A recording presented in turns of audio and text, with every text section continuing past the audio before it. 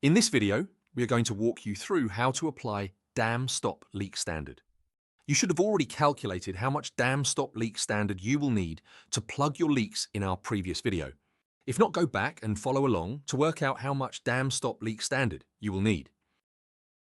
For best results, ensure that your water temperature is above 5 degrees, wind conditions are light, and that the area is free of excessive aquatic vegetation and algae. Excess vegetation and algae may block the product from reaching the cracks.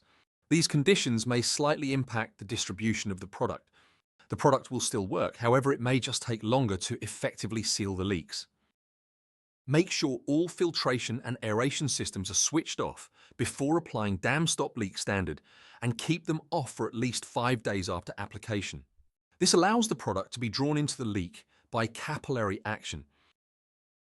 If the treatment area is known, spread Dam Stop Leak Standard around the area and 10 meters either side of the leak site. If it's unknown, spread Dam Stop Leak Standard around the entire water body. This can be done with a tin mug or by hand. Larger areas will require the use of a boat to reach all areas. Ensure a uniform distribution so the product covers the entire leak-prone area, especially when the exact location of the leak is unknown.